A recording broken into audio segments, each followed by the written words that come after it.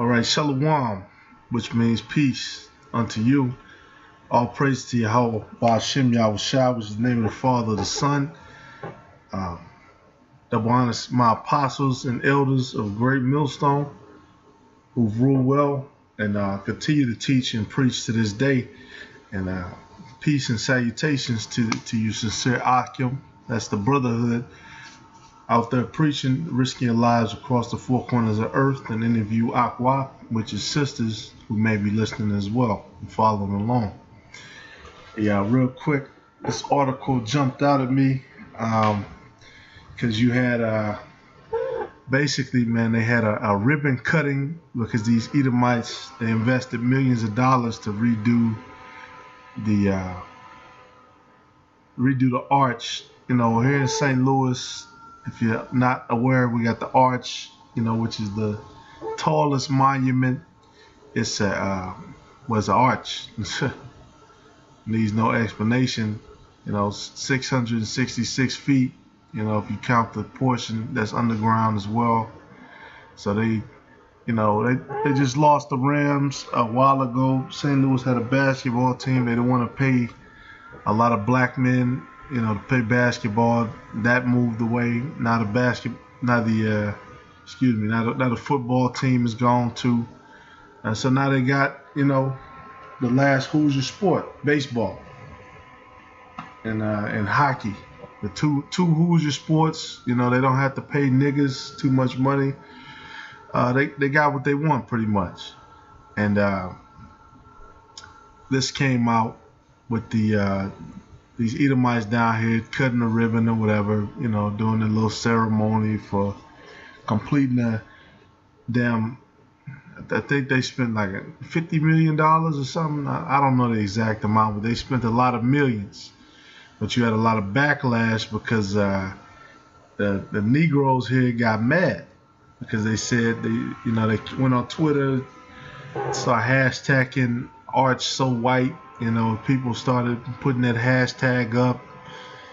There are no minorities in the picture or anything like that. Well, you know, one thing our people have yet to consider, this is not, matter of fact, let me get that. Okay. All right. Back on. Micah, this is Micah 2:10. Arise ye and depart, for this is not your rest. Because it is polluted, it shall destroy you, even with sore destruction. That's right. And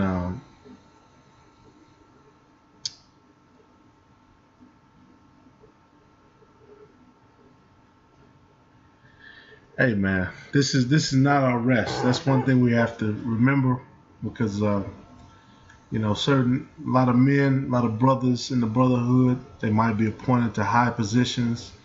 A lot of brothers might be in lower positions.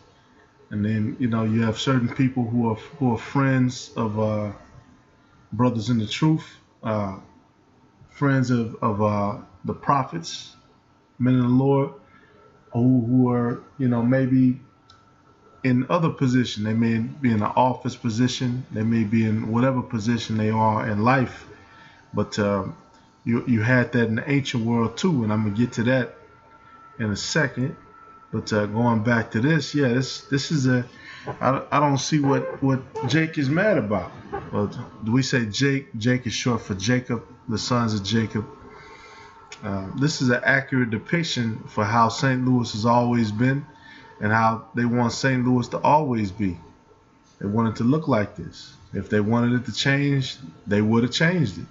They would have, you know, had representation from so-called black, which St. Louis is predominantly black, but yeah, St. Louis from black, Native American or Latino people, whoever. You know, the mayor was there, all their friends was there, all of the, you know, the people from the, you know, that circle were there. And then, you know, one thing our people don't want to accept, you know, with the whole Ferguson shit and all this other shit, which, you know, that's them uprising. This is not your rest. This is not the place. Arise ye and depart for this is not your rest.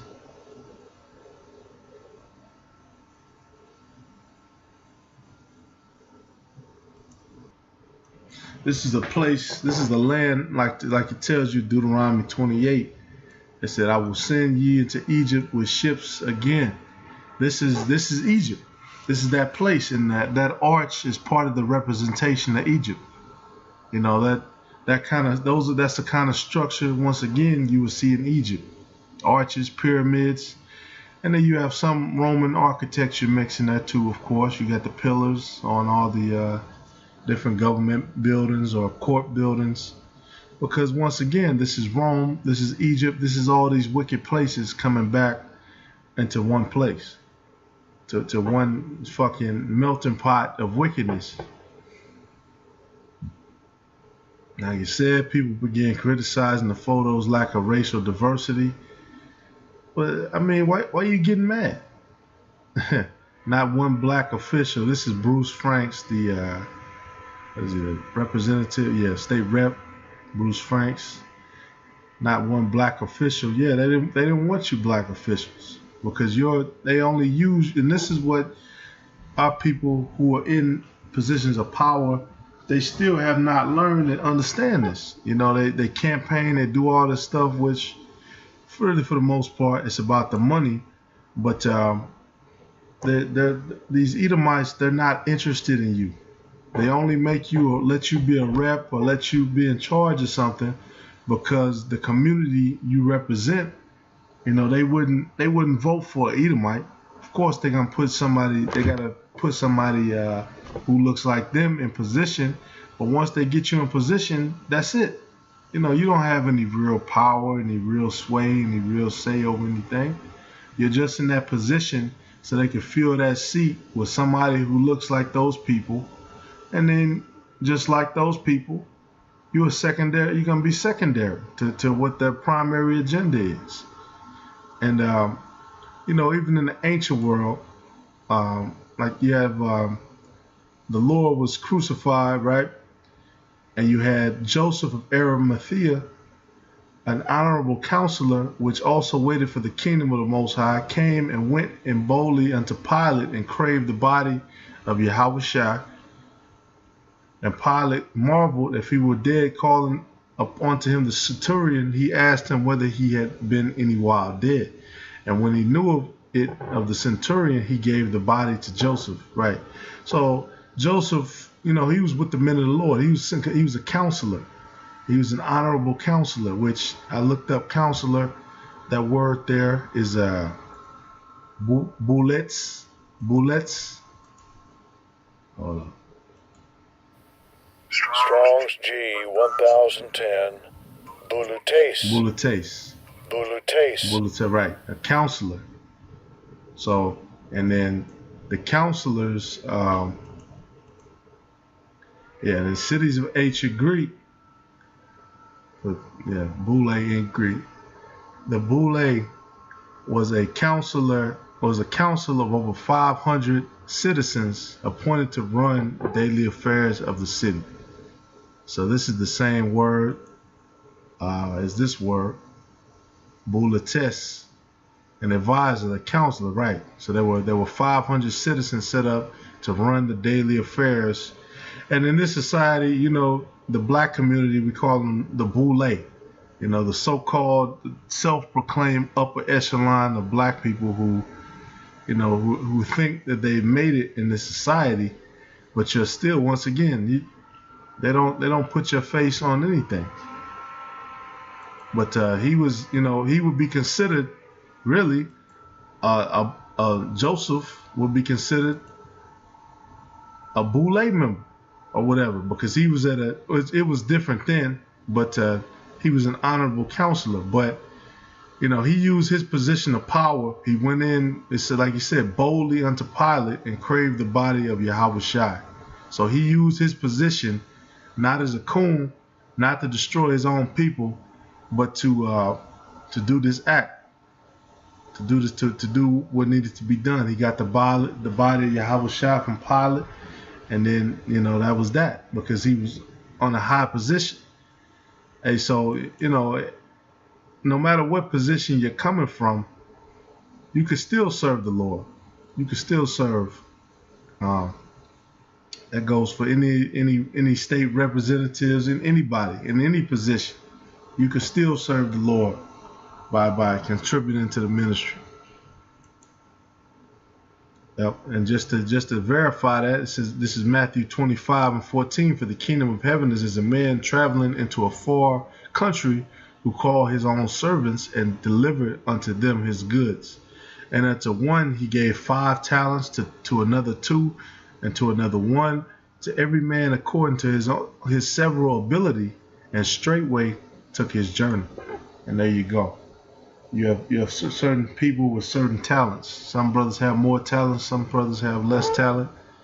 You know, some people, like it talks about, you have some men, you know, Peter, Matthew, John, off the top of my head, they were fishermen. You know, fishermen, that was a very hard, tough job. And you have other brothers who were tent makers. You might have other brothers who were scribes. You have many brothers from all walks of life. You know, of course, you know, a lot of these men, they probably had to be rebuked before they came into the truth, because they were servants of Rome and they were blindly serving Rome. But you had some of them, once again, like Joseph of Arimathea, who were honorable. And they used their positions to help, you know, and they received that blessing. But yeah, just going back to this, man, because I just wanted to touch on it. You know, they talking about they want to be represented. They want to go to the arch. Well, let's see what the arch has stood for and represented. Let's take a look at what it represented for your people. Jumping into, this is 1934. Local business leaders promoted the idea of a memorial to Thomas Jefferson and an expansionary vision of his Louisiana Purchase. The real aim was to rid the city's waterfront of blighted property and bring in federal construction dollars. That's right. They used that they wanted to bring in federal construction dollars, and they wanted to cleave up the riverfront because a little back history on St. Louis. When black people started to come here, the only place you could live was downtown. And all the counties that we're in today, you know, you couldn't live in those counties. You had to be down. You was downtown in the slums, basically. And it's like that at many other places. I believe it's like that in New York, Chicago. You know, you lived in the slums. But and bringing the city engineer presented the plan as an enforced slum clearance program. Exactly. So they used the initial idea was a slum clearance. They wanted to clear Negroes out. Following a rigged bond measure to cover the city's costs, the St. Louis Post-Dispatch counted 46,000 phony ballots.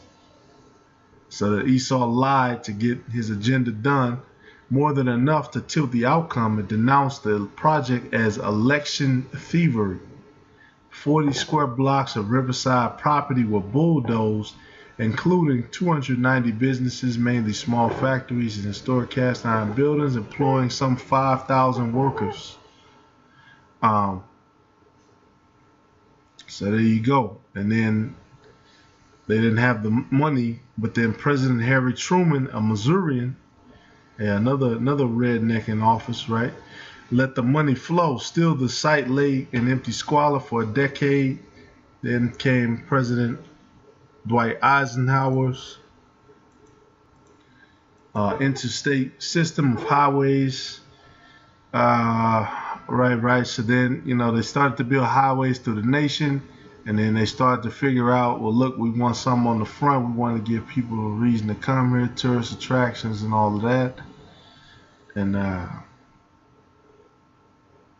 there you go. But the highway also cut off many residents, mainly poor and black, from the development around the arch. Yep.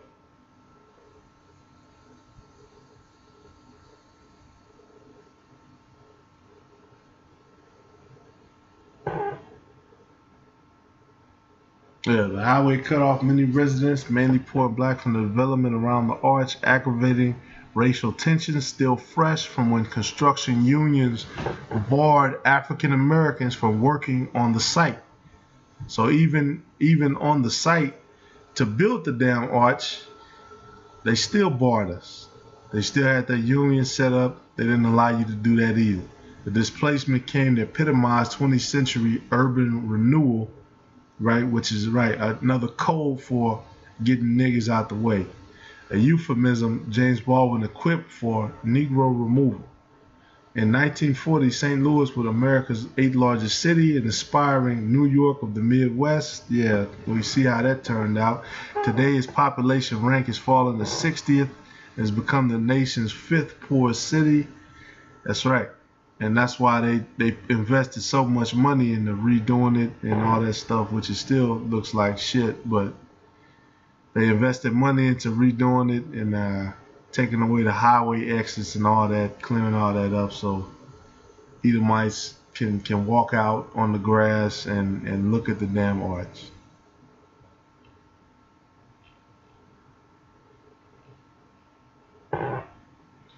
And there you go. Now here's another reference on it. You know, and then this is a $30 million project in the 1930s. A point they make is the Pentagon cost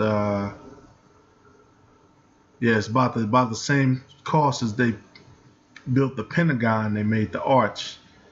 Mount Rushmore barely cost $1 million. So they spent a lot of money to try to make this, you know, the gateway to the West, because they wanted all trade before it went to the West to filter through here in St. Louis. That's why most of the highways that go west, they filter here through St. Louis. And they wanted to filter all the trade and stuff through here.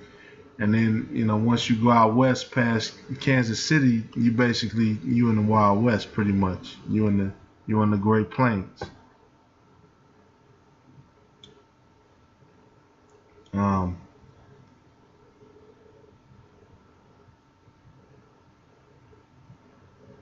What is it? What I'm looking at? Salakia. Okay, yeah, here we go. Here's a timeline.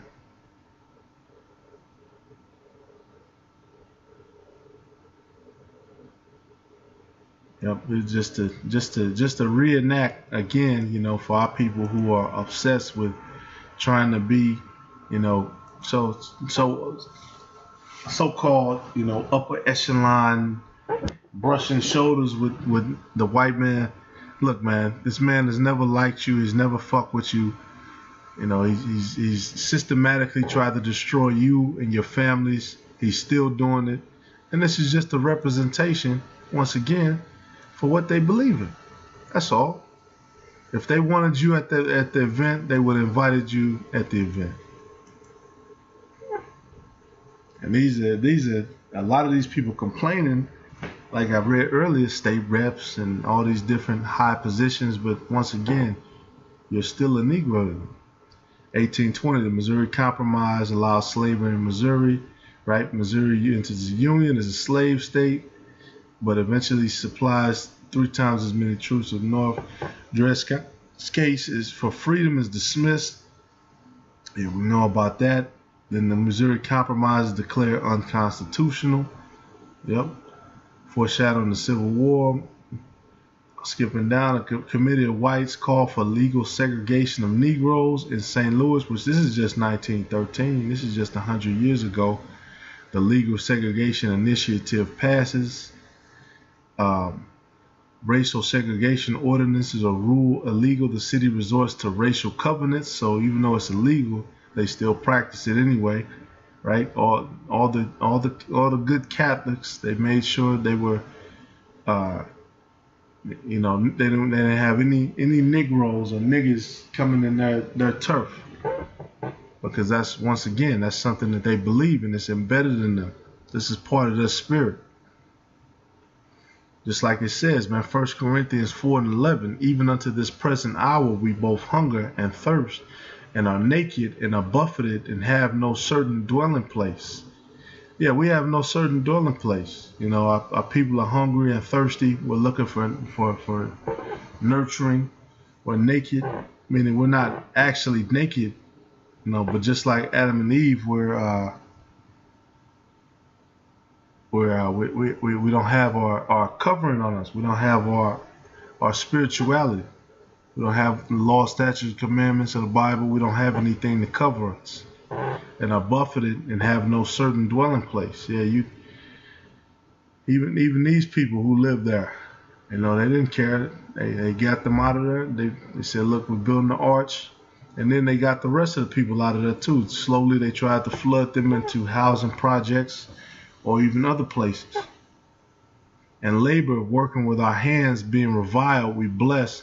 Being persecuted, we suffer it. That's right.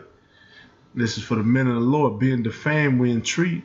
We are made as the filth of the world and are the offscouring of all things unto this day. And then, like I said, I write not these things to shame you, but as my beloved sons, I warn you. So there you go. Being warned on the different things that are going to come for the men of the Lord, keeping the fight, keeping the faith, fighting the good fight. And we know what? Matthew 6:11, give us this day our daily bread. So we're not, as hard as it is to say, for some people, we're not looking for a whole bunch of sustenance in this world. Yeah, before you came into the truth, you have men who took certain positions. But, once you understand the Bible, which we say the truth, which is, it's the truth about everything, you're supposed to worry about your daily bread, man. We're not worried about having, factories. We're not worried about having giant schools, universities, and none of that. We just, look, please give us our daily bread so we can continue on. And that's what you're supposed to be satisfied about. Anything extra, that's just a blessing on you. Then, of course, going back to the history, after these racial covenants, East St. Louis race riot, at least 39 African Americans died. Right, that's what his Edomites were just straight up killing. They're going through East St. Louis, killing up black people. But one man hung from a telephone pole. 1934, the Federal Housing Administration is created to ensure private mortgages. It gives D ratings in many black neighborhoods.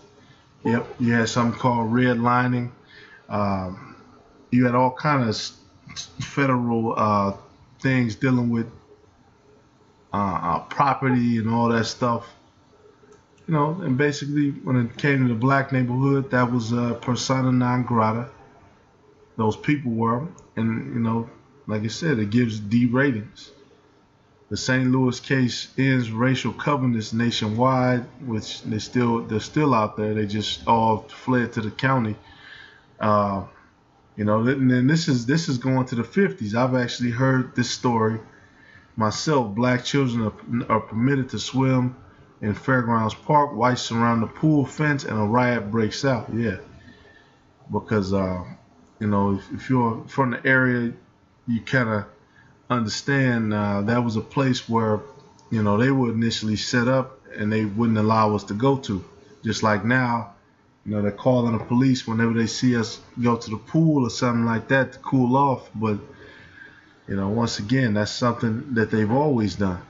Over the next 2 decades, 60,000 African Americans will leave the city, because they see the kind of bullshit that these Edomites are on. Skipping down, attorney Frankie Freeman takes St. Louis Housing Authority to court for racial discrimination in public housing and wins.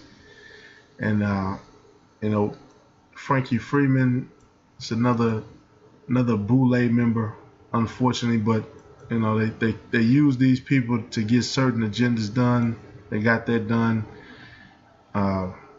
Pruitt IGO is completed. This is the housing project. If failure is apparent almost immediately, the public housing will be demolished within 2 decades. So it's, I'm not going to read all of it, but civil rights activist Jenna Scott unveils the Veiled Prophet, which this is like a Jesuit order. I'm going to do a video on this too, that they have set up. And I know I'm going into a lot of local information. If you're not from here, you might not necessarily understand it, but it's the same everywhere. Understand. I know you understand that. It's the same in every city. These Edomites have played the same games. If you look down the timeline for every city with Israelites in it, they've pretty much done the same things. All these things are the same.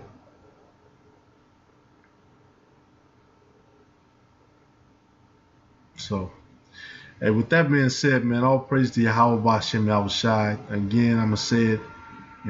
Fuck their inclusivity.